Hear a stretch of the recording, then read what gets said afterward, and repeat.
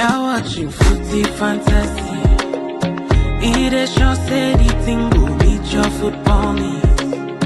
Banter from rivalries, he sure you go receive. From EPL to Champions League, your eyes go see. It's Footy Fantasy. You're watching Footy Fantasy. Footy Fantasy. It is your steady thing, go meet your football need. Your football need. Banter from rivalries, he sure you go receive. From EPL to Champions League, your eyes go see. Your eyes go see. It's Footy Fantasy. Footy Fantasy. Hi guys, welcome to our latest podcast episode for the Fantasy Podcast. My name is EJ and I'm your host for today. With me, I have guest Josh. Welcome back, Josh. Yeah, thanks. Thanks for having me again, and I'm looking forward to a great conversation. Absolutely. And Harry. Harry was here last week and the week before, so 3 weekends in a row. Were you here No, I last wasn't week? here last week. No, Okay, the so week before. the week before. Okay. Yeah, Welcome thanks for back, having Harry. me. Thanks for having Absolutely. me. Always a pleasure. Yes, and we know a game just concluded. We're in the heat of the World Cup, so we're excited. There's a few things for us to talk about, so we'll jump right in. Before we do though, let's talk about our social media handles. If you do not follow us already, if you're not subscribed to our channels, please subscribe. We're trying to get our numbers up, so do that ASAP. And yeah, let's talk about some games, some of the games that we've already watched. Have you guys been watching the World Cup? Okay. Yes, in and out. Yeah, I've watched the games that I've watched a few of the I didn't watch the Mexico game. I watched a bit of the Mexico game because I was at a bar Yes. for a meeting, but I tried to watch as much as I could. I think some of the most dramatic games we've seen. Mexico, South Africa was kind of dramatic. I think with all the support that Mexico got that they weren't expecting. It was anti-South African support. It was just interesting. But they won their game 2-0. Canada-Bosnia that was a draw. Was it a draw or a loss for Canada? It was a draw. It was a draw. Yeah. Draw for Canada, yeah. Did anyone watch that game? Yeah, I watched I it. watched a Yeah. bit of it. Yeah. Okay. Yeah, definitely had to watch that one. I think people were skipping work just to Oh, yeah. get out here And in Josh, you live Canada. in Canada, so- right? Am I right? Yes. Okay. Yeah.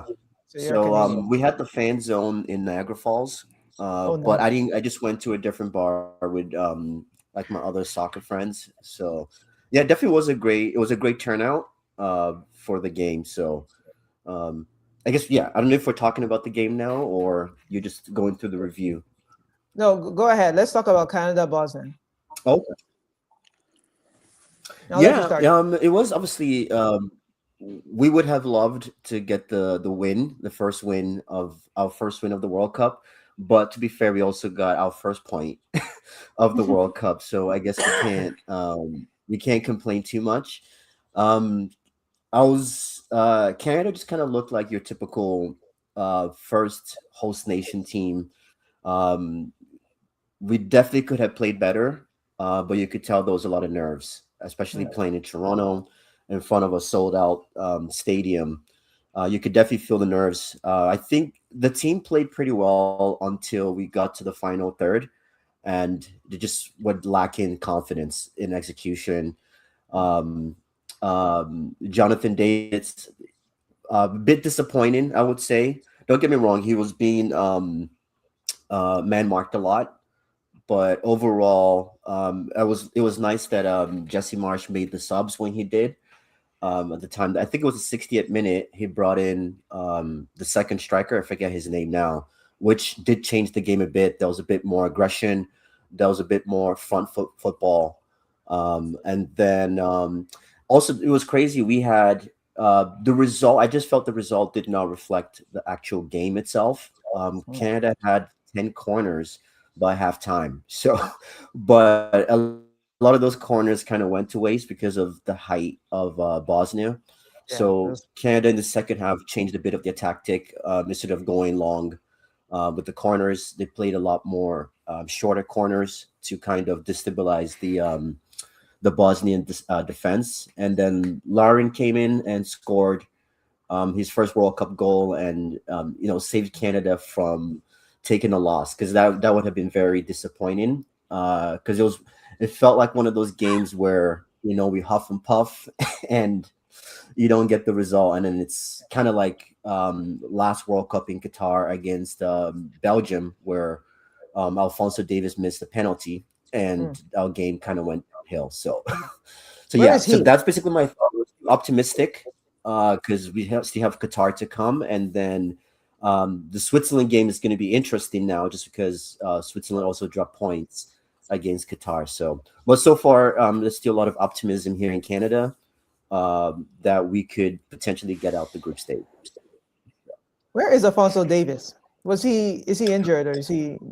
Yeah, he's still dealing with I don't know if it's a hamstring injury, but he should be back for the third game. They're so he's still in the kind of squad. monitoring his situation, but he's in the squad. Yeah, he's definitely in the squad. Yeah. Okay, I'm going to take a quick comment before we go to you, Henry.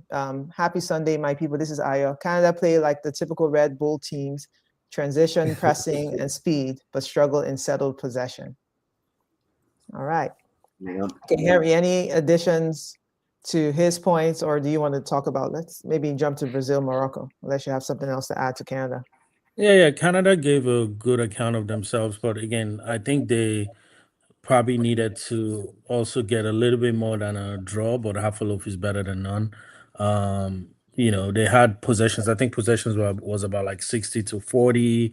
Shots on target or shots on goal was about 4-2, 4-3. I'm not sure. They had better passes, better accurate passes to. I just think the Bosnian defense should a bit more composure. And also, as he said, the height also helped them, but they kind of transitioned their game to in between the second half and paid off with the goal they scored.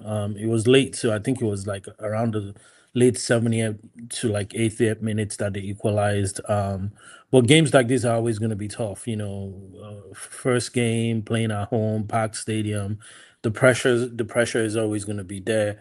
But they probably needed a bit more of for them to get a bit more cushion. They probably needed the win more than the draw. But again, it's better than nothing. Yeah, and there's no group of death that's like that obvious in this tournament. But a group of death doesn't mean that you have like amazing teams in the group. I think if you have 3 teams that you think could leave the group, then that is, or 4 teams, I guess, but like at least 3 solid teams. I would say Switzerland, you expect to leave the group. And then Canada-Bosnia. Bosnia is one of those teams that could leave the group. And Canada, you think they would. Obviously, Qatar, no one's expecting that, but then they drew Switzerland. So this is a tricky group now.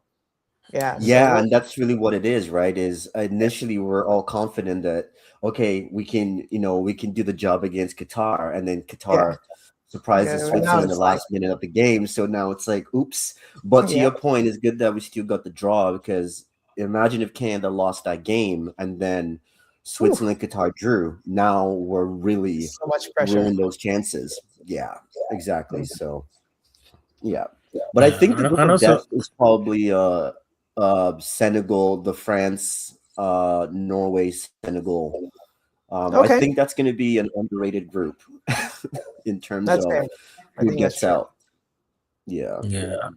And also it just shows you too with the World Cup, minus Curacao today, that most teams that make it into the tournaments, they're not just there, by luck or by chance. It's really because they've shown that, over a period of time, they can actually compete at a high level. Again, minus Curacao, which I call Netherlands a jazz. Everybody's there and ready to show up. So where is Curacao? Is it like an island off somewhere that's I think okay. but it's I think like one of Central the islands America, right? and it belongs to, I think it's one of those islands that is like has a Dutch heritage. So a lot of their players are like the players that I don't want to say Dutch rejects, but the players that didn't kind of make it to the Dutch team. They kind of Okay, I like that. Okay. Brazil-Morocco. Let's talk about that a little bit before we move on to the next topic. I watched that game. I thought it would be a win for Brazil easily. Like by easy, I mean like 2-0. or something. Wow. But it was not. It wasn't an easy draw. It wasn't an easy draw to begin with. Like I thought Morocco could have won that game. So what did you guys think about what you saw? Josh was. I'll let Harry go first. Yeah. Okay, Harry, go ahead. So for me, again, for Morocco looked every bit the team that has become a global force. That we've become what do they call it, used to, like in terms of showing up and not just being just Participants. how sometimes you think can you hear me? Yes. Yeah. Okay, so how sometimes you feel like a team just shows up, they're good on paper, the players are, they have good players. I feel that match was evenly matched, a good 50-50 on my part. From a tactical standpoint, I feel like they competed. The match was very physical and tactical. But I still I personally feel like Morocco probably deserved a bit more. I think they should have won that game based off of what we saw. I feel Brazil is the one that escaped with a point. But they're not as convincing as I thought going into the tournament. But of recent, the most Brazilian teams, I feel like lately they've been having this weird thing where they have slow starts to tournaments and then they get better as the tournament goes longer. But it was a very, very interesting and cagey game. But it shows you too that Morocco has come of age. And of special shout out to them all is obviously the ability to get some of those players that committed to other countries or played junior levels for other countries, Spain and other countries, and they were able to convert them to on the national stage actually convert to play for Morocco. Much more important is the infrastructures they've put into their junior teams that is able to groom some of these players, very, very young and allowing them to commit to Morocco national team. They've done a good job with that. And then the dividends of that is what we're seeing now, right, over a long period of time. But shout out to them. And I think they're going to be the dark horses of this tournament. Again? Oh my God. They were the dark horses last. Well, they weren't dark horses last year. They did last year. They went to the semis, right? Or quarter? Yeah, it was the semis. Yeah, no, they went to semis. They went to semis. They lost to France. Yeah, and it was France kind of got away with that one. That was a 1-0 squeaky bum time kind of situation. Exactly. So yeah, they won. Didn't they win the third place? Did they? Who was third place? They played third place match. Oh yeah, I think they did because I think it was against Croatia. I think. Yeah, I think they beat Croatia. Mm-hmm. Yeah, so they're forced to reckon with. Sorry, I'm saying hi to Dyer. Dyer just joined us. Welcome. Yeah. Okay. You can hear us, right? Hi, Dyer. It's kind of frozen. Yeah, okay. It might be. Let me read this comment real quick before we go to you, Josh. He's giving us a geography lesson. Thank you, Ayo. Curacao is a country within the Kingdom of Netherlands. They are right beside Aruba. That's what I was going to say. Aruba is definitely like Netherlands heritage.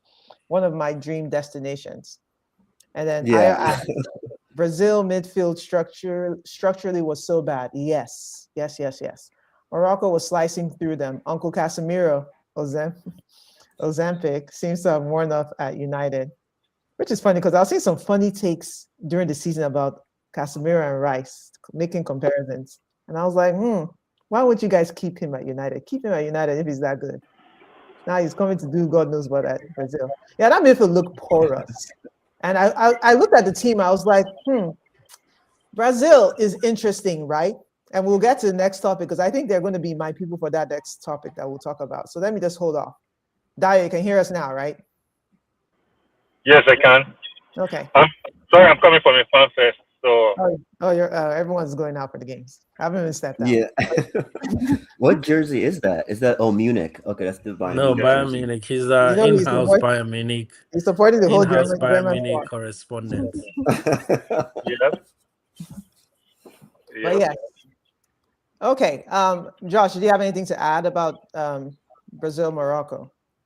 No, I think Harry said it. I think Harry kind of touched on pretty much everything. I'm actually really surprised that you thought that Brazil was going to walk all over Morocco. Because Senegal. I don't know if you watched the AFCON finals, but that was already drama enough to know that Morocco is not the team that's anyone can play lightly, like take lightly. So it was definitely a good watch. I watched the game, but I was at a buddy of mine's father's 60th birthday, so obviously it was in and out, watching, gathering around the TV and stuff. But for the most of what I saw, it was a very cagey game. Um, I know the Brazil midfield is a bit questionable, but I think they just have to kind of use their strengths. Well, even the Casemiro, like the way Brazil used him is different from the way Carrick has United. used him on at Manchester United in the last like I would say 4 months or whatever. So I feel there's a bit of Bruno Guimaraes, Paqueta. They just look different. Like, and I think they just need to figure out how to work as a team. I'm still kind of disappointed that what's his name. I know Thiago scored. He came second top goal scorer in the Premier League, but this is where modern day football with stats, is overriding the eye test. To me, I felt like João Pedro could have been the 9 for that team, but it's still early. He's only in the first game. I can see why Thiago is the number 1 option because he's more of a target man versus João Pedro might be. João Pedro likes to roam around. He likes to be on the ball, so that could have impacted their style of play. But I would say overall, I think Brazil could still surprise people in this tournament. Overall, I think they still have a chance. So, and actually, you did mention one point, Harry, as well. You're starting to see that, and it's a good thing. You're starting to see that not just in I know you talked about Morocco, all like the foreign born players that are now playing for Morocco due to heritage and parent citizenships. And you're seeing that across the board, right? In AFCON, in South America, even like countries in Europe, like smaller countries in Europe, people are starting to, if I can't make the England team, I can't make the French team, I can't make the Brazilian team, I'm going to go play for a different team. I think I saw the player Isidore that plays for Sunderland, and I was so shocked to see him playing for Haiti. So, but I think his parents are Brazilian, so you're starting to see a lot of that happen, and it's also making things tougher. It's raising the game in ways that we never expected. Like Africa, who would have thought that the Congo would be one of the favorites in Africa, right? So, but I do like the point that you raised, and I hope that continues and raises the standard of the game for sure. So, okay. Dario, can you talk? Yeah, I can talk. Okay, so we're talking about Brazil-Morocco. Do you have anything to add to that? Thoughts about the game? Well, I'm not surprised by Morocco, but I was impressed by how they played, and they took the game to Brazil. I didn't see the first half, but the second half I saw like it was Brazil. Actually, if both of them wore the same jersey, you would be wondering which side is Brazil and which side has won 5 World Cups and which side has won none. So Morocco gave a good account of themselves, and I think they are very confident on the ball. And at some point, Brazil was trying to actually do the counter attacking thing to sit back and count on them. And well, let's see how far they go. Then also Brazil's team is kind of old.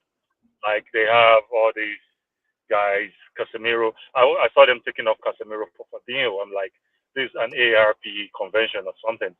So yeah, Casemiro, all those guys are just too kind of naughty. And Igor Thiago, I think it's a shame that Brazilian number 9, the same jersey that was worn by Ronaldo, by Romario, is now being worn by Igor Thiago. No shade on him, but he comes short on the level of skill, on the skill level needed for that level of football to be Brazilian number 9. So I don't know. Maybe hopefully Carlo will make some in-tournament adjustments and so that they can continue and compete. But right now we don't know what. I'm impressed by Morocco. Let me just say that, and I see them going far. Okay, and they're in the same group with Scotland and Haiti. Yeah.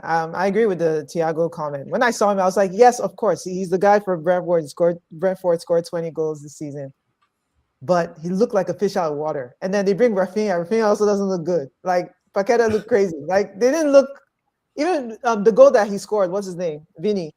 He had to create that goal himself. It was just like a wonder goal from him. And if you thought the second half, if you thought Brazil, Morocco looked in the second half, the first half was way all Morocco pretty much. I think Brazil even brought up their numbers. It was at some point it was 6 shots to one shot Brazil at some point. It was just like almost, it could have been worse. Let's put it that way. So we'll see. I mean, even Scotland beat Haiti by 1 goal, so it's not the group isn't over yet. But I don't know. I thought that was a good game to watch. Yeah, So it was. at some point, I think Brazil. Yeah, I think at some point Brazil just decided to settle for the draw. Don't let's embarrass ourselves because these guys are better than us. So let's just settle for the draw and take it out on Scotland and Haiti. Yeah. Yeah, that's Yeah. a fair point. And yeah, it's like you were saying, they just need to figure out how to play as a team, get the best out of each other. Moving, you have a player like I know we can talk about Casemiro's age and how he's moving on the pitch, but he still has qualities, right? Like look at how many he broke the record for number of headers scored in one season by a player. Not even strikers are scoring 8, 9 headers in a season. And I was watching Brazil's free kicks. The ball was barely getting past the first defender. These are things that Ancelotti needs to coach. He's like, you have a player like Casemiro in the box that is a magnet for headers. Why not figure out who can get that ball to him? There's little things that they need to work on as a team, because they definitely they have an older midfield, but they still have they still have ballers that should be able to change Like games who? and decently go far in the tournament. Like who? I think Bruno Guimaraes is a good player. Rafinha is a good player, but didn't do too well individually. These are good players, right? Who else was on the wing? The only 2 players I couldn't recognize were their left back and right back. I'm not sure if they play for Brazil or they play in the Netherlands, but overall, I would say yes. Marquinhos is getting older. You can tell. But at the end of the day, international tournaments, the big stars, the big names, you would expect them to do better than what we saw yesterday, for sure. So yeah, I think Vinny won man of the match. I mean, he was good. The others were okay. We'll move on to the next topic. Did the USA's performance make you change your expectations? First of all, what were your expectations for America? And then, okay, if no one knows, they played Paraguay and they scored 4 goals. Paraguay got 1 goal. It was a brace from Balogun and an own goal. And then the last goal was by Gio Reyna, son of Carlos. But yes, it was. I watched the game. I thought I was not expecting that. And everyone said that Paraguay is not that good, but apparently Paraguay's been defensively good. I don't think they've conceded this number of goals in a long time period. So yeah, so everyone's changing their mind, but we know how Americans like to jump to conclusions. Actually, everyone does. So what do you guys think? We'll start with you, Henry. Haven't heard from you in a while. Yeah, so I mean the game was actually one of the games I enjoyed watching so far. Did he change my expectations slightly? All right. I still expect them to get out of the group. Because for one, they look more composed and confident, and they haven't looked like this in a long time. I think their last 2 friendlies prior, especially the one they played against Senegal. They played Senegal, right? Right before. yeah, I think that was the game that Pulisic started scoring again because he had gone on his weird runs of games where he hasn't scored. I think those last 2 games they played, prep games they played, kind of help with boosting their confidence and their morale. So again, I still expect them to come out of the group. Home support clearly helped. They played with more belief and intensity. That part shocked me a little bit, but then again, they're a host team, right? So I'm not putting them among my favorites, but I see them as a team that, at the very least, they're going to come out of the group. If the draw breaks their way, but it was a good performance from them overall. Shout out to their wingers, Pulisic. I still don't know why he was taken out. I don't know if He didn't anyone say knows. anything. I hope it's not an injury because you could clearly see the difference when he's on the team for them versus when he's not. He's a player where he might not even have touches, but the moment the ball gets to his feet, he has some type of magic he can create. He brings some type of incisiveness and sharpness to that attack that we don't see sometimes with the team. You could see a drop off when he was out. But overall, I still think the team will get out of the group. I'm not really the scoreline. The scoreline surprised me. I thought it was Yeah. gonna be like 2-1, 3-1, 3-2 ish. But overall, it was good performance from them. And it could have been more goals, right? There could have been a lot more goals, I thought. Yeah, Uh, Balogun could have had a hat trick. There were some clean chances. He could have been more goals. yeah. So good for them. I thought I created my bracket. I had them coming out of the group, but I don't think I had them going past second round. So now I'll change it to that. I think they'll get to the round of 16 for sure. After that, I don't know. Because by then it will be 16 teams. And it may be 16 good teams. Dio. Actually, wait. Speaking of, so I haven't really looked at the World Cup. So wait, is there two?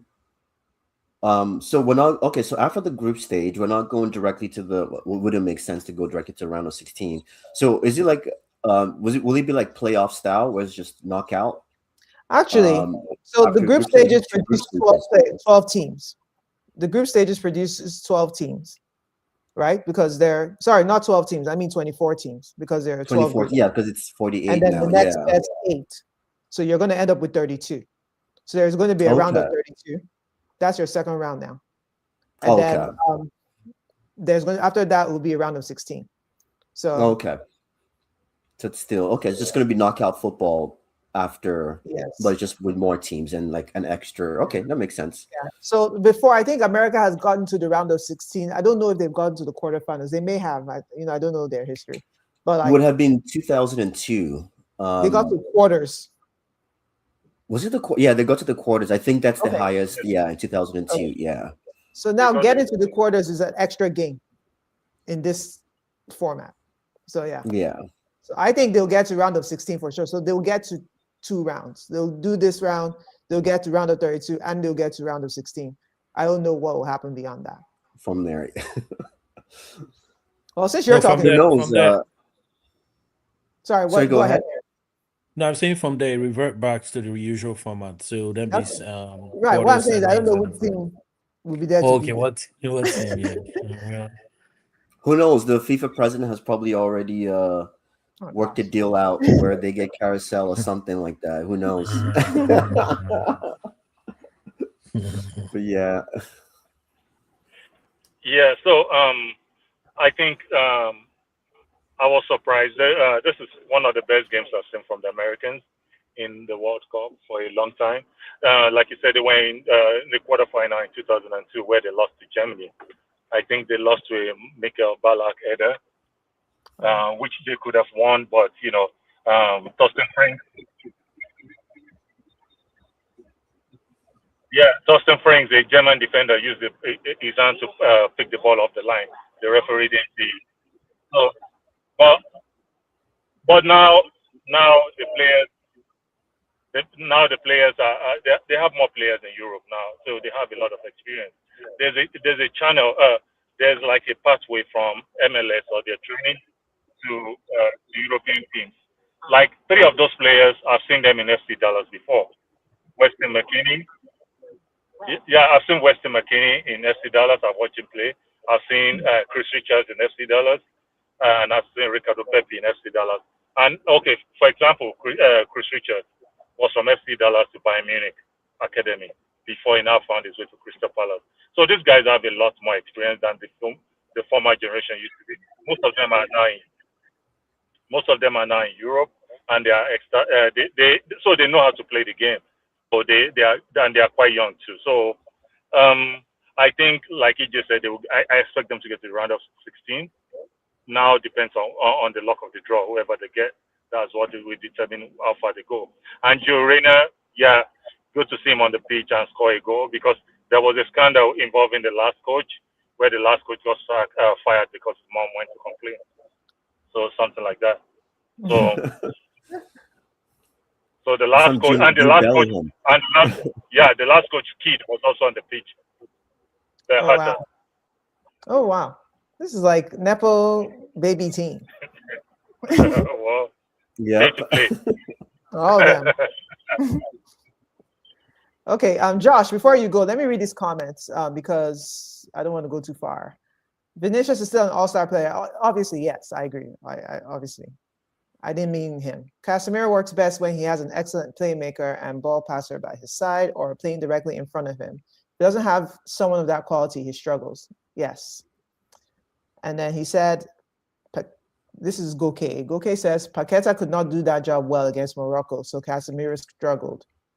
I wasn't surprised when Paqueta was substituted because that midfield was a walkover for Morocco in the first half.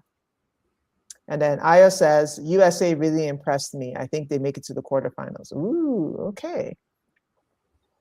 All right, quarterfinals is final 8. That's Okay. yeah, that's a tough one. They're not. I don't think so, but that's why these are shouts. Okay, Josh, do you have anything else to add? No, I think Dion or Harry have said pretty much everything that I would say. I think I was more disappointed. Like I didn't watch the game because we're at soccer, but yeah, like just watching. Like I watched the friendly against Senegal. I watched the friendly against there was someone else they beat recently, and you could feel the energy from the U.S. team. Like you could see they're playing on the front foot, high tempo, and they mean business. And someone mentioned a lot of their players are not just playing in Europe; they're like their main feature for their teams, right? Richards for Palace, who has won. They won in Europe this year. You've got McKennie, who has now become the heart of Juve's midfield. Pulisic, when he's fit, he's one of the star players for AC Milan, right? So these players are not just in Europe; they're actually doing things for their club. So it's nice to see that translate to the international stage and for their country. But it's going to be, like you said, they're definitely going to come out of the group. Paraguay was a little bit disappointed because looking on just on like if you're going based on paper, like you have in Cisco, you have the former kid from the winger from Newcastle. I don't know where he is, Amarin. It felt like they had Alderete. They had quite a few ballers that you're like, okay, it's not going to be an easy game. I was expecting maybe a tie or maybe US scraping it by 2-1, but I wasn't expecting that 4-1, and like you said, it could have been more goals. So I was Paraguay, that was a bit underwhelming from them, just going off just on paper. So that would be my only take. It's hard, like I said, it's hard to know since there's so many teams in this World Cup. There is a likely chance that the US will probably face a more manageable opponent in the next round, and then but quarterfinals is kind of hard to say if they will make it to the quarterfinals. So okay, yes. Well, I live in America, as do 3 of us on this chat, so wish them luck. All right. yeah. Move on to the next topic. Which football giant is getting knocked out earlier than everyone expects? So I guess what are football giants? Well, who are the football giants in this tournament? Like, let's just call out some names. I guess it would be your traditional, well, I feel like the 2-tier, right? The top 4 that everyone, or top 5 that everyone feels could win it. And then you've got the heritage teams. The top 4 would be, obviously, I would think France, Spain, Portugal, and Why do people keep naming Portugal? England, sorry?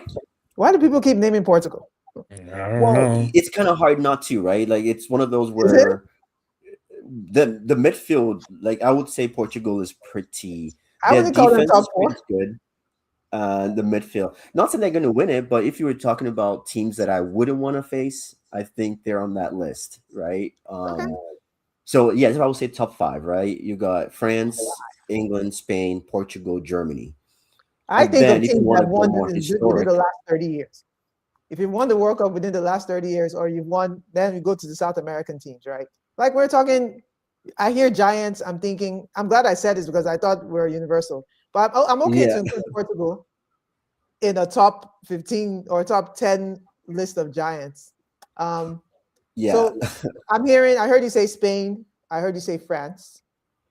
You said Actually, if you Portugal.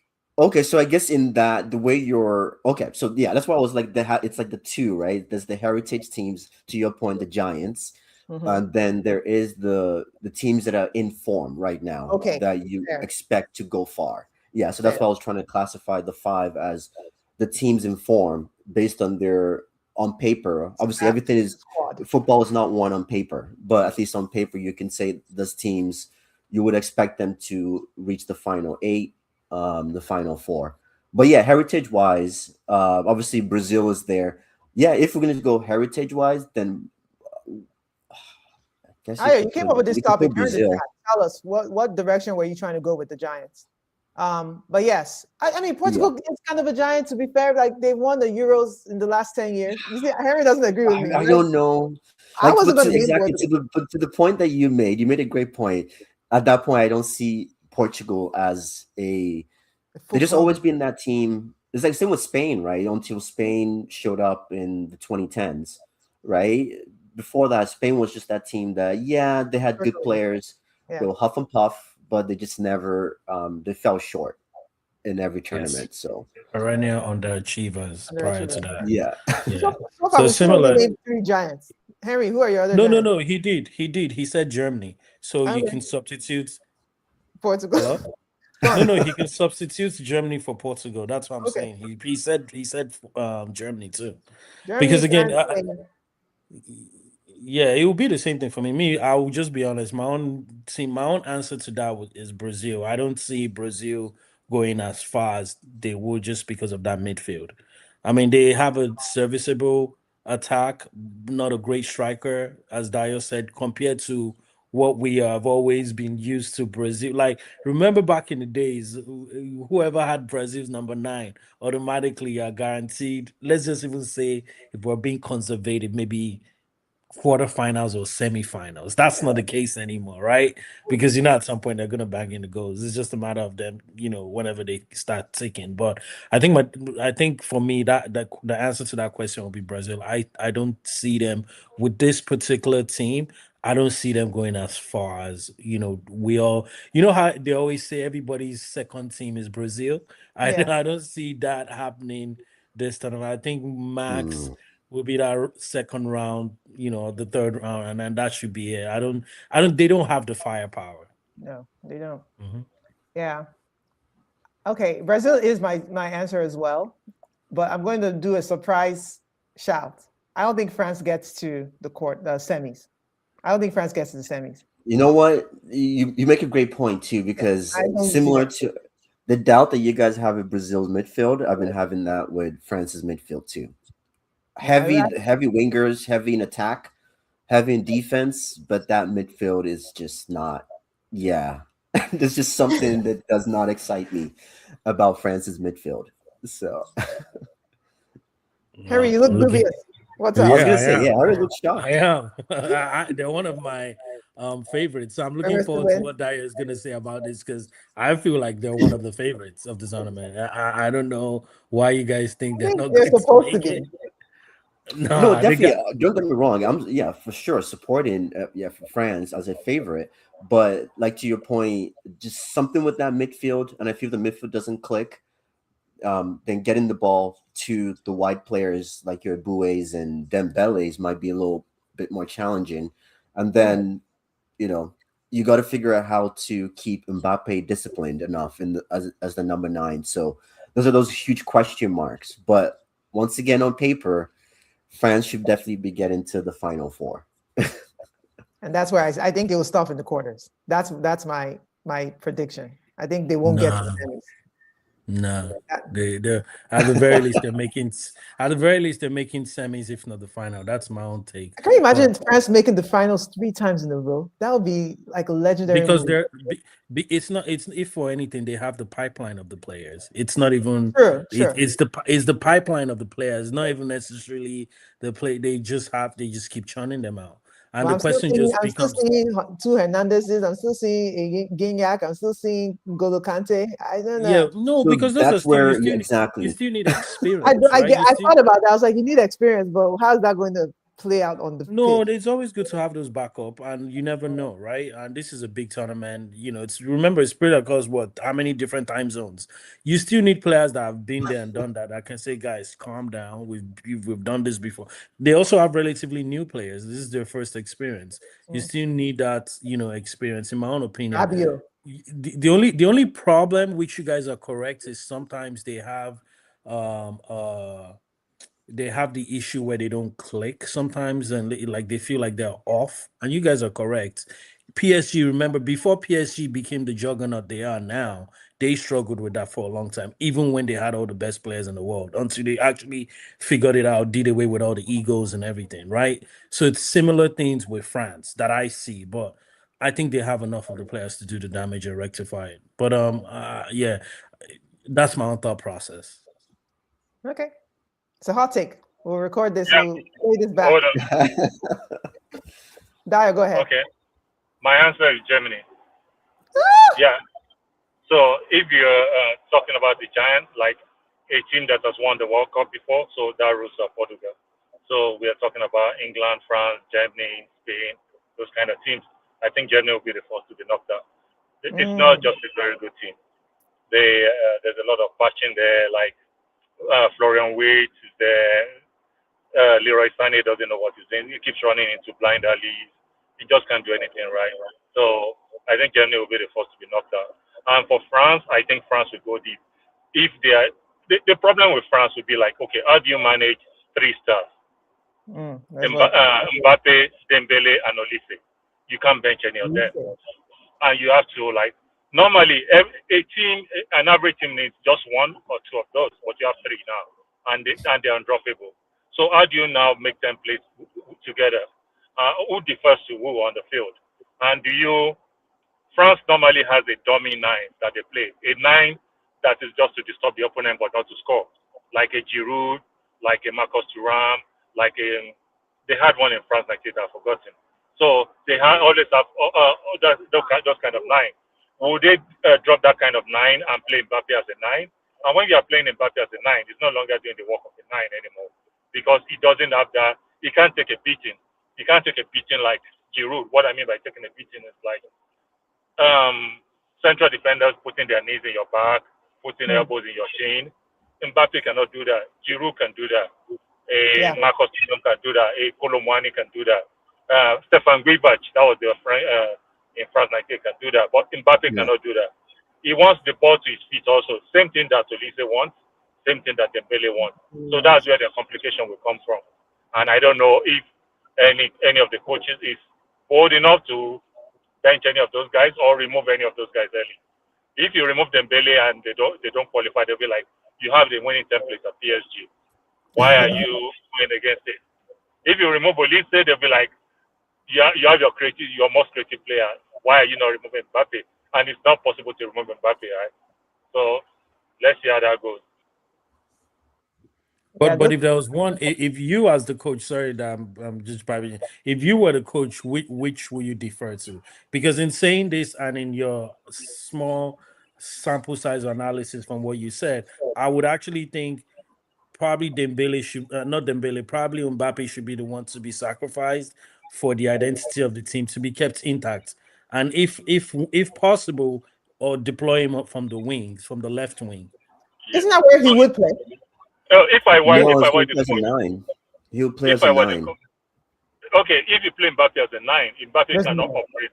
He doesn't. You can play him as a 9 all you want, but he won't operate as a 9. Would he be there to be taking beating from defenders? No. It will ghost to the wing. It will deflect to the left wing. If I were to realistically, what I would do is I'll bench Olise. I was gonna say, just from the Yeah, Yeah. because one But they thing can is all if you, play though on the front. I mean, yeah, I know they all want the ball to their foot, but they can all play on the front line. Like yeah, Olise Yeah. on the right, Mbappe on the left, Dembele in the middle. But yeah, Eboué has shown on the biggest stage that he can Who? perform more than Elise has. Who? yeah. Eboué. So you're Do it, forgetting about do it. Who's Eboué Eboué? Why you The like from this? PSG. He's like Do PSG's like it. Do it. second, like Oh, So do it. do sorry, Okay, it, I do was it. Eboué. like Sorry, I was saying Eboué. I Eboué. was Sorry, like, Eboué. sorry, Sorry, sorry. jeez, So I was saying so Eboué my from reason for the Ivory my Coast reason for back in the dropping day. Olise Sure, will be Eboué, that yeah. Like, because yeah, my Elise reason in the for dropping Champions League semis. Yeah, sorry, go ahead. yeah, yeah, my reason for dropping Olise is political. If you drop Mbappe, you are causing a crisis in the dressing room. Olise is the youngest, is the okay. There's all the others are senior members of the team. Olise is the most junior member of the team. So you causing less problem by dropping Olise compared to when you drop Mbappe. And when you drop Olise, you allow Mbappe to play in his natural left side, and Dembele can play on the right side, and you get like a Marcus Thuram. You are not getting him to score, but it's just someone to take the beating. It's just Hmm. someone like to take the beating in the center. That's all. Okay. You know what? I So think least that's so least controversial and also most impactful should in case he comes off the bench. Hmm. Yes, yes. yeah. Because if you bench Mbappe, that's all you're going. Even if you lose the final on penalty, that's what the press. That's what the press is talking about. Okay. Yeah, I think he's definitely unbenchable. I Yeah. think Dembele has the least ego. I'm pretty sure Olise has more ego than Dembele. But by default, you kind of have to start Dembele. He's Ballon d'Or elect. So I was going to go back to your comment about Germany. Now, I watched this game just today. They scored 7 goals, but at the beginning, when it was 1-1, I was like, this Germany team doesn't look special. Obviously, even Okay. like anyone can score 7 goals against Curacao. Maybe that's what's going to happen. Curacao is Curacao. But Yeah, that's what I was gonna say. It's Curacao. It's a I think population it's of a good shout. I think that's yeah, a good yeah, shout. yeah. It's a one country of 150,000 people. So the number of male in that country is probably 70,000. Number of male between the age of 20 and 40 that can play soccer is probably 15,000. I'm sure either Henry or one of us will get on the team of Curacao, even though you're not. So you can't really make more deductions from beating Curacao 70. It's like a subdivision in America. So it's just 150,000 people. So beating Curacao by 7 goals is not really something to draw anything from. Let's see Germany, and they actually struggled for the first 30 minutes. Boom. Against Exactly. the better side, they will struggle more. Yeah, I think that's a good shout, I would say. Let me read some comments before we move on. Aya says Giants are top 10 teams by ranking and historically very good World Cup teams, but feel free to go in any direction. So yes, I mean Portugal will get in. I'm sure they're top 10. I don't know the rankings for these teams right now. Goke says Portugal's problem is the attack. Their midfielders will comfortably make first choice of any top teams in the world. So yeah, your midfielders are Bruno and is Bernardo Silva and Vitinha, I think. That's I think they're probably gonna go with João Neves. João Neves. Yeah, over Bernardo. Silva? Yeah, I think because Bernardo Silva. I don't think there's a room for because you have a Conceição that plays the right, Okay. and then even though I love Bernardo Silva, his work rate is crazy, but he might be one of those players that he might come on as an impact sub. So. And they still want Ronaldo to be the striker? Okay, well. Team that sometimes depended on 40 years old Ronaldo to score or win games for them during friendlies and qualifiers is not serious. Wow. Nagelsmann is on fraud watch if Dyer's prediction happens. Aimbot or shooting stars will beat Curl. Wow. I mean, fair, but wow. Okay. All right, we'll move on to the next topic. What has been the best match of the tournament so far? This can be quick. What do you guys think of all the games you watched? Brazil-Morocco. Okay.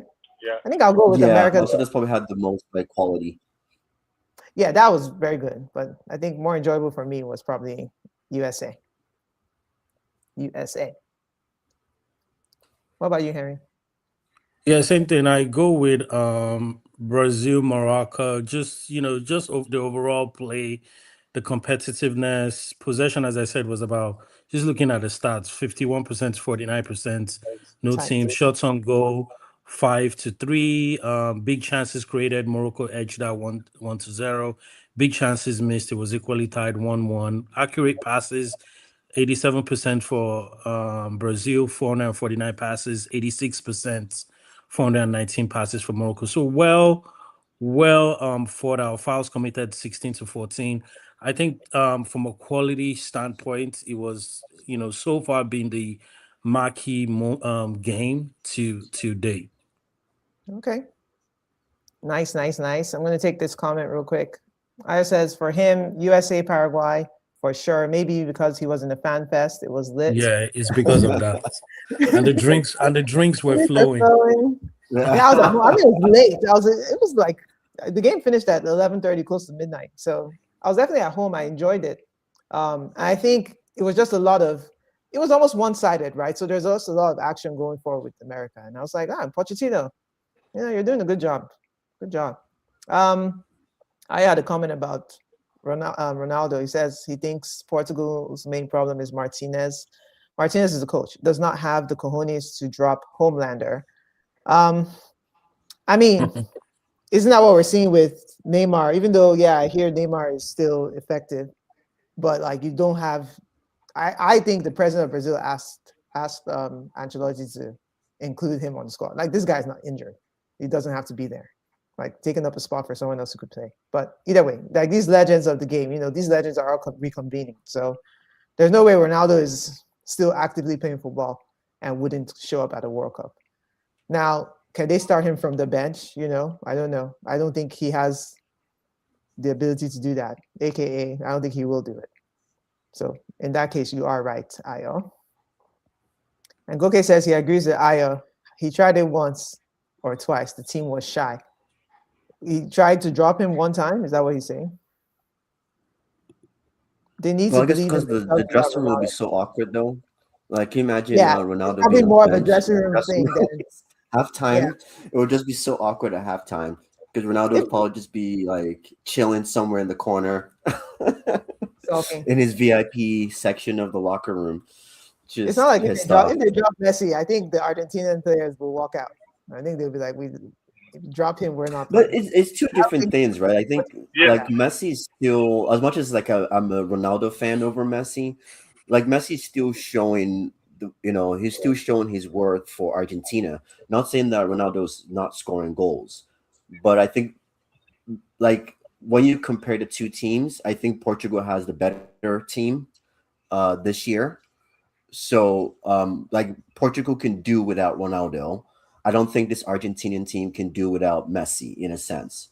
So I think Messi still plays a bit more of a vital role for Argentina than Ronaldo does. But at the end of the day, though, who's the other choice number 9 for Portugal? That's the problem. Like Ramos he's good, but is he going to get you though when things get deep into the tournament?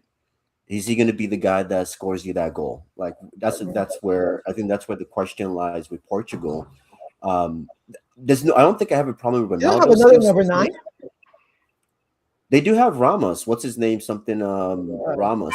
He's the second number 9. He plays for PSG.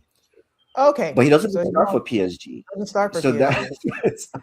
I don't think he starts for PSG. Yeah, so that's where it's kind of like, yes, Ronaldo might be too old, but who is really that number 9 that they could put their faith in? So let me chime this in for national team football, because you don't have a lot of time. It's on usually like 2 weeks to practice. So it's team harmony and chemistry. Like it's kind of political too. If you are gonna drop a Ronaldo, then you are gonna spend the whole tournament explaining. There will be factions of players. Same thing with the Mbappe thing. Same thing with the Messi thing. You can't just drop certain players at the tournament. That's why Neymar is going. Neymar can go and sit on the bench and be a cheerleader, but it's better you take him than to, because if you don't take Neymar, you spend the whole tournament explaining. And even if you lose the final 22-23 of penalty, People were stupid because you didn't take Neymar. That was why you lost. So, and you have to explain. So, Brazilian team and Ancelotti is a history. Is more of a people manager. He knows how to play these political games in teams. He doesn't mind taking the oldest, most rickety players just to make them happy. Like, look at the Brazilian team. They have so many left wingers and only one right winger, who is Ryan, that plays in Bournemouth. The others are Vinicius, he plays on the left. Neymar plays on the left. This Arsenal bench warmer plays on the left. Martinelli. Why Martinelli? They all play on the Yeah. left. Why don't you? And you are only taking one right winger. Of course, that team is not balanced. But he just Martinelli has can to. play on the right. They need to use Did him. he take a Rodrigo? Yeah, where I is think he's Rodrigo? injured. Is he not injured? Hmm. No, I think he's still only injured. I think only Hendrick or something went, but I don't think Rodrigo is there. Yeah, I think. Hendrick is more of a So, 9, though. yeah, Hendrick is more of a 9, but he's 18 years old. He's not going to start off until everything is. Assuming he is like an 18-year-old that has lead the season on fire, maybe you might not. But you're not going to play Hendrick when Neymar is on the bench. You will have to explain that. Hmm. Yeah, So, and over going to the Mbappe thing too. Like Mbappe's issue is not even the player; it's the coach He's has to even the figure out how to captain. manage it. Is Mbappe not the captain? here's the captain. He's the captain, and Exactly. also too, like he's the talisman. Like Mbappe will get you goals when you need it. Like we saw the finals of the last World Cup, right? Like when the team was playing, like I remember that was like the most frustrating game I've ever watched France play, and it was just like and Mbappe goes in the locker room and he's at halftime. He's like, "Guys, this is the World Cup finals. You guys are playing like this is some friendly in September, into the first international break." So it's those players. I think the Mbappe situation is more of mismanagement. But it's the same thing with Ronaldo. Some of these players is more mismanagement, and then to figure out who made the point about Neymar, and then for some players like Neymar, it's more of you don't want to take all the attention away from the team. So because like you said, every press conference is going to be, why didn't you take Neymar? Couldn't Neymar have done this? Couldn't Neymar have been part of the team? So it's definitely a tough one. It's definitely a tough one for these coaches. But with the right management, I think Ronaldo can still play a huge part. It all depends on if he's willing to do that. Yeah, that would be that's the $1,000,000 question. So now I know, Josh, you are a Portugal and a Ronaldo apologist. I know now. I see. Oh no, trust me, no, definitely not. I still have beef with Portugal in 2016 Euros. The Euros. Yeah, the 2016 Euros. Yeah, they stole that. That trophy from France. So trust me, I'm not. But I can kind of. Sorry. How'd they steal it? It was in the finals. I don't know. It was just one of those. Like I don't know. I'm just being bitter. I'm just. I know. Well, the it was funny like part the first team that did not win that. a single game. They didn't win a single game in. I think they won. First of all, they didn't win a single game in the group stage because that's when they have first made that rule that the best third place team could move on, and then they just went through penalties. They basically did what Greece did in 2004, using this exact same coach. They just kind of scumbag their way to the finals, and then forget his name scores off the bench. So, but obviously, at the end of the day, France lost that finals. But so I'm definitely not a Portuguese sympathizer by any stretch of the imagination. I remember making a joke that year. I was like, they should have been at home, like not playing the final, because again, it was the first time they did the third place team thing. And then Ronaldo was injured in the finals. He was being very dramatic on the sidelines. And he's like, I told him he would score. Then we're like, he told the goal scorer that he would score. And then we're like, he's like, no, I told all of them that they would score. And then one of them scored. I'm like, that's not what that means. But yes, that was a dramatic final. Yeah, he was a good cheerleader. I think Ronaldo should be, if they're serious, they shouldn't start him. Yeah. But yeah. Okay. Last topic. Oh. Kudos and Donkey of the week. Okay. Do you guys have any? We're not supposed to be calling it kudos. We're supposed to be saying, what's it again? Heroes and villains. I forgot. Heroes and villains of the week. Let's see if I can edit. Oh wow. The donkey. I think there's a couple of donkeys. I don't know. I think we have to do one a couple. But hero of the week. Let me give a go I would person my probably- hero. I'm going with all the Nigerians of all the people of Nigerian descent who are scoring goals in the World Cup. Like 5 people now. Folarin Oh, Balogun really? said it. Olarin Oh, yeah. Balogun scored 2. Yeah. Musiala scored today. Mecha scored today. And then that's 3. And then we had the guy from Mexico who has, I guess, he has like distant Nigerian ancestry. He scored the first goal of the World Cup. Yeah. Wow. Oh, really? Okay, I didn't know that. Wow. That's I want to shout out Folarin in particular because obviously he's a former Arsenal kid. And he's always believed in himself, you know. He's always rated himself highly. I know Arsenal didn't rate him as highly, but we sold him to AS Monaco. I was sad about that, but you know, we just had bigger fish to fry. So, but yes, and then, you know, again, England didn't choose him because England was going in other directions. You can't really compete with Harry Kane. So now he went for America. America recruited him, and he actually chose to play for the US, even though he was only born in America in passing. It wasn't one of those things where it wasn't, I mean, he was born in America and spent a month. So he was definitely like a child who just happened to be born in America, and that was his eligibility. Can He I was born say in something France. about that? Go on. Shout out to my own hero will be birthright citizenship. Oh, I like that. Right? Because the only reason why he became an American citizen was his mom's flight was delayed on her way back to England. Without that, yeah, he wouldn't be playing for America. Exactly. Very crazy story. wow. And Yeah. birthright, I they guess like certain to like things were written in the birthright stars, right? citizenship. Say that again. Certain things were written in the stars. In Oh, that yeah. kind of situation, it was meant to be. It was meant to be. Scored 2 goals at the World Cup is not a small deal. And you know, there are 3 more games to play for sure. So, and he's their main striker. He'll probably score more goals. So yeah, this is a big thing for him and his family. So yeah, that's my hero. Daya, do you have anything to add? Yeah, Folarin Balogun.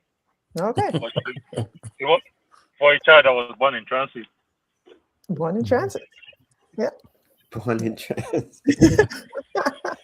That's Wasn't a that a thing back in the day where actually, Folarin wasn't born that a in thing transit. back in the day whereby like if you were born in like the UK airspace, you were basically a British citizen, and people used to time their pregnancies from gosh. Nigeria and places. Everyone was just like, okay, my water might break in 2 weeks. Let's book that trip to the UK. Then that had to be like seriously back in the day because UK stopped birthright citizenship like in 1980 something. Oh wow, that's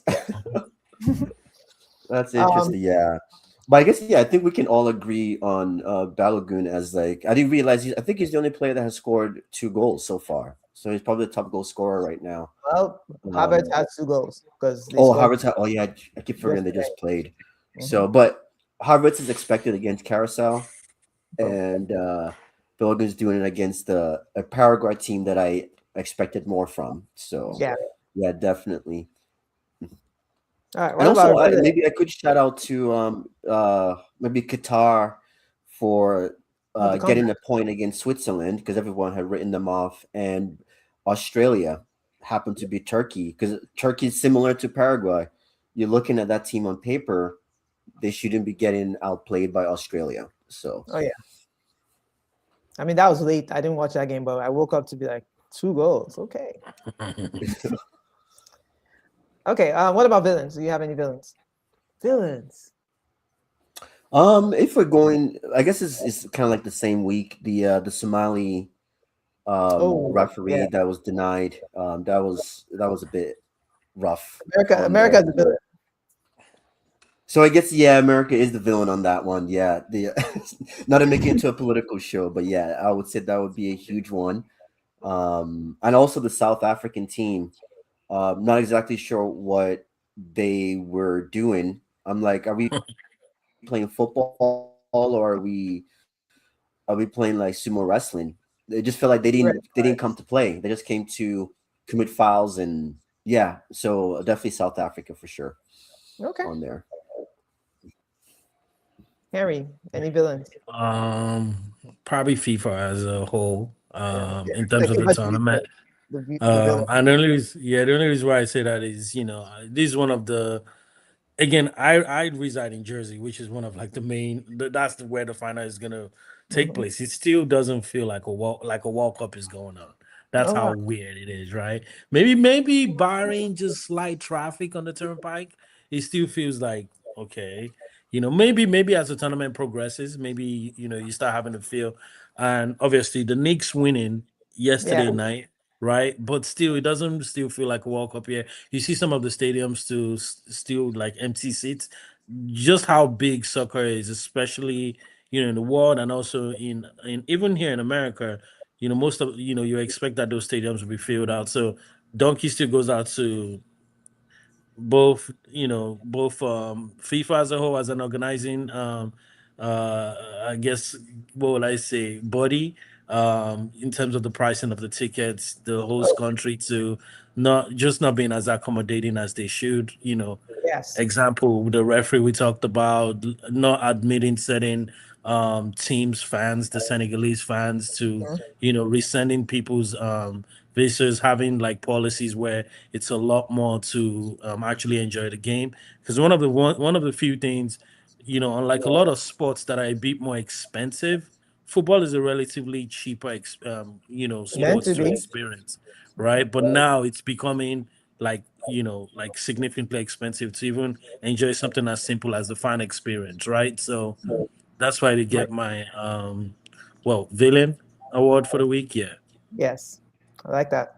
Dio, who's your villain?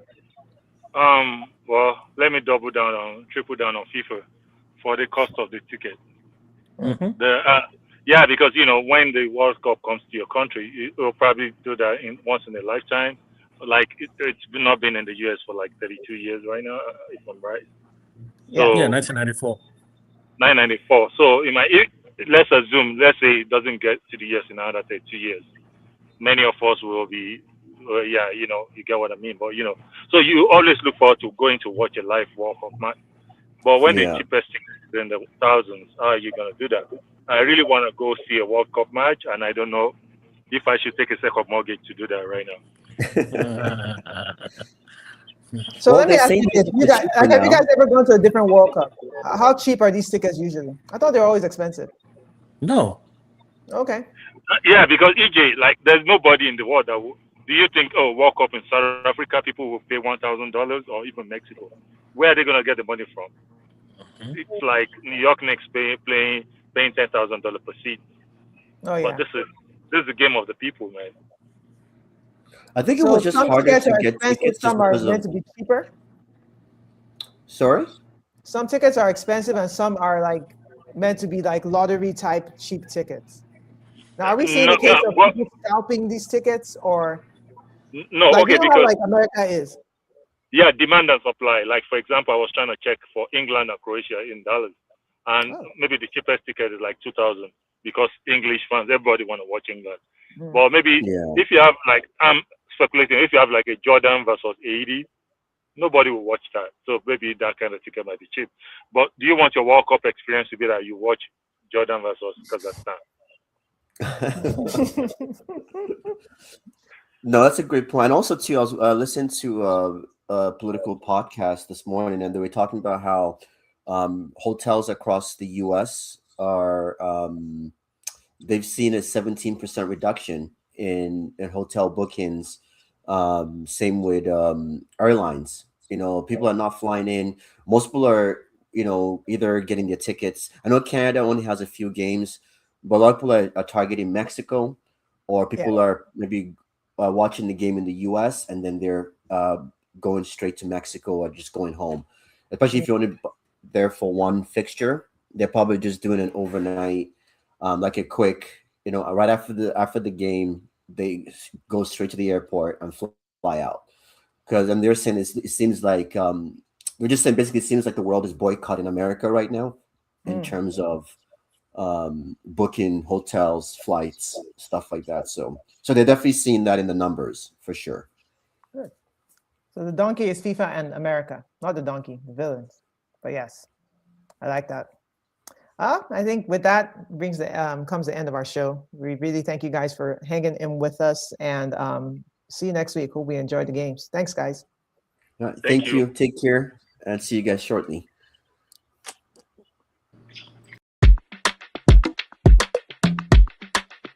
You're watching Footy Fantasy. It is your steady thing, go meet your football needs. Banter from rivalries, he sure you go receive. From EPL to Champions League, your eyes go see. It's Footy Fantasy. You're watching Footy Fantasy. Footy Fantasy. It is your steady thing, go meet your football need. Your football need. Banter from rivalries, he sure you go receive. From EPL to Champions League, your eyes go see. Your eyes go see. Footy Fantasy. Footy Fantasy.